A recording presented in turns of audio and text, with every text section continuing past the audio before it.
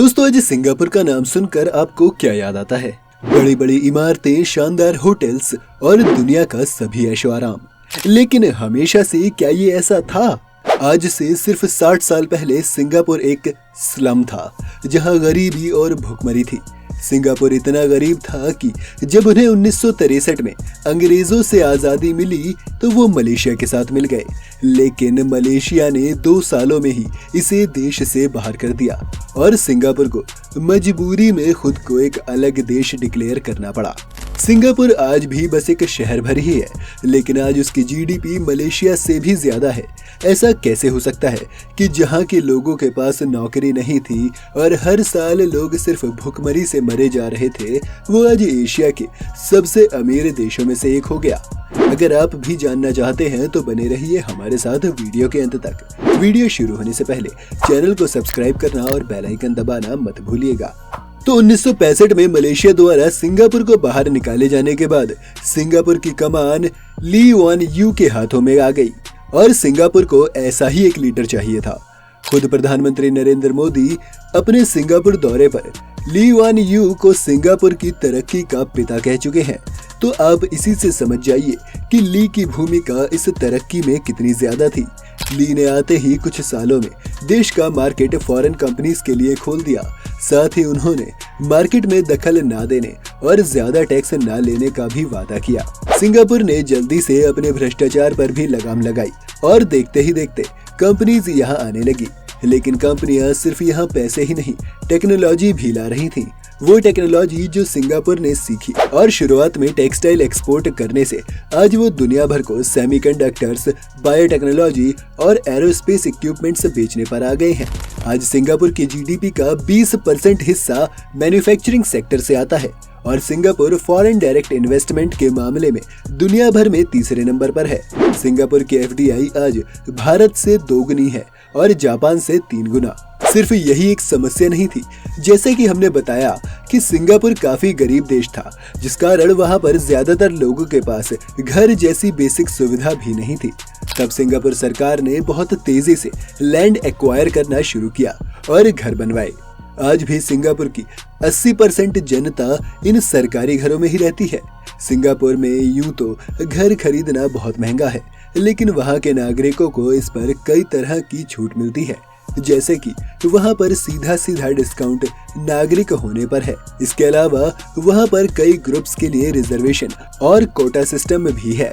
साथ ही अगर फिर भी किसी को घर लेने में परेशानी आए तो एक इंसान घर लेने के लिए अपने सेंट्रल प्रोविडेंट फंड से पैसे निकाल सकता है। सेंट्रल प्रोविडेंट फंड भी सिंगापुर सरकार की दूरदृष्टि का ही परिणाम है।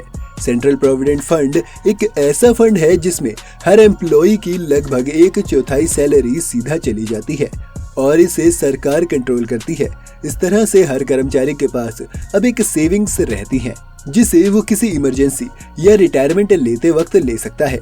इसके 2 फायदे हैं। पहला तो ये कि लोग अपने फ्यूचर को लेकर बेफिक्र हो जाते हैं और दूसरा, लोगों को सेविंग्स की आदत पड़ जाती है।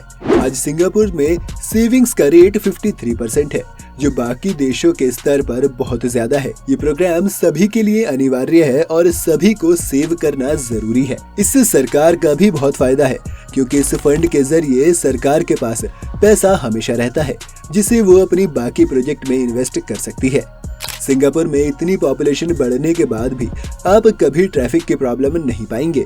सिंगापुर एक ड्राइवर द्वारा रोड के इस्तेमाल पर टैक्स लेता है, यानी जितनी देर आपने रोड का इस्तेमाल किया उतना टैक्स आप तक पहुंच जाएगा। ऐसा करने की वजह से वहां पर एक गाड़ी खरीदने और उसे मेंटेन करना काफी मुश्किल है। लेकिन इसी के साथ वहां का सारा टैक्स का पैसा रोड्स की मेंटेनेंस और पब्लिक ट्रांसपोर्ट पर खर्च होता है और वहां का पब्लिक ट्रांसपोर्टेशन दुनिया के सबसे बेहतरीन पब्लिक ट्रांसपोर्ट सिस्टम में से एक है। इस कड़े रूल के कारण वहां पर पॉल्यूशन जैसी समस्याएं भी नहीं है और वहां पर ज्यादा ट्रैफिक भी नहीं होता। इस रोड टैक्स के अलावा वहां पर टैक्सेस में लोगों और कंपनियों के लिए भारी छूट है।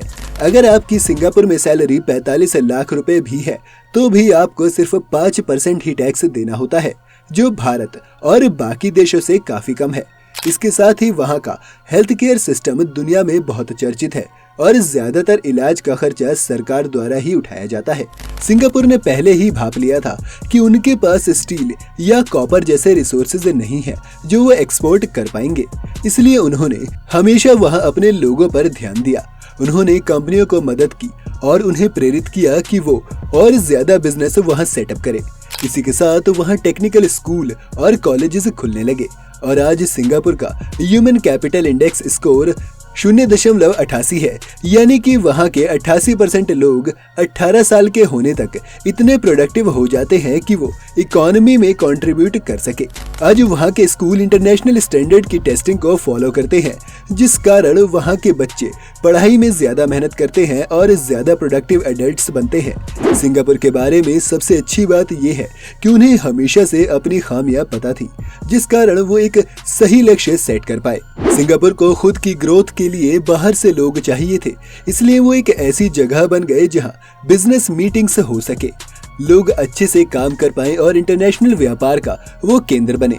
और इस सब के पीछे काफी प्लानिंग लगी। आज सिंगापुर ह्यूमन डेवलपमेंट इंडेक्स के मामले में भी 10वीं रैंक पर है और फ्रांस और स्वीडन जैसे देशों से काफी आगे है। आज सिंगापुर का शिपिंग पोर्ट दुनिया का दूसरा सबसे बड़ा शिपिंग पोर्ट है, लेकिन भारत, चीन और साउथ ईस्ट एशिया के बीच होने के कारण यहाँ पर दुनिया में सबसे ज्यादा ट्रांसशिपमेंट होता है, यानी एक शिप अपना कार्गो सिंगापुर में ही छोड़ती है, जिसे दूसरा शिप फिर लोड करके ले जाता है। और सिंगापुर सिर्फ सर्विस देने का काम कर रहा है। इसके अलावा सिंगापुर का अंतर्राष्ट्रीय हवाई अड्डा पूरी दुनिया को जोड़ता है, क्योंकि यहाँ से हर एक देश के लिए फ्लाइट्स और कनेक्टिंग फ्लाइट से निकलती हैं। इसके अलावा सिंगापुर ने टूरिज्म को भी बहुत गंभीरता से लिया है और एक के बाद एक ऐसे निर्माण किए जिन्हें देखने के लिए लोग आते हैं। इसके अलावा सिंगापुर का इंटरनेशनल लोन्स को भी लेकर रवैया बहुत साफ है।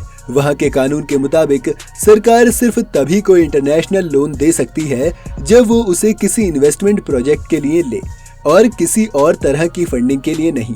आज सिंगापुर के पास $1 ट्रिलियन के सोवरेन वेल्थ फंड एसेट्स हैं, जो किसी भी नेशनल इमरजेंसी या बजट को बैलेंस करने के लिए काम में आ सकते हैं। सिंगापुर के अंदर एक कमी निकालनी हो तो वो ये होगी कि ये डेमोक्रेटिक नहीं है और ली वन यू ने इसे एक डिक्टेटर की तरह आगे बढ़ाया और यहाँ पर छोटी छोटी चीजें आपको जेल में डाल सकती हैं। यहाँ पर इंटरनेट को सेंसर किया जाता है, साथ ही अथॉरिटीज वहाँ रह रहे सभी लोगों के पर्सनल स्पेस में दखल डालती रहती है। इसके साथ साथ सिंगापुर में पॉर्न भी बैन है और पॉर्न देखते हुए पकड़े जाने पर आपको जेल तक जाना पड़ सकता है। पर इस सब के अलावा अगर सिंगापुर को देखा जाए तो वो बिल्कुल एक आइडियल देश है और आज तक के इतिहास में सिंगापुर से तेज तरक्की करने वाला दूसरा कोई देश नहीं है। तो क्या हम ये भी कह सकते हैं कि सिंगापुर दुनिया के सबसे सफल तानाशाह है? आपको क्या लगता है? अपनी राय हमें कमेंट में बताएं। अगर आपको ये वीडियो पसंद आई हो तो वीडियो को लाइक करें और चैनल को सब्सक्राइब करना भी ना भूलें।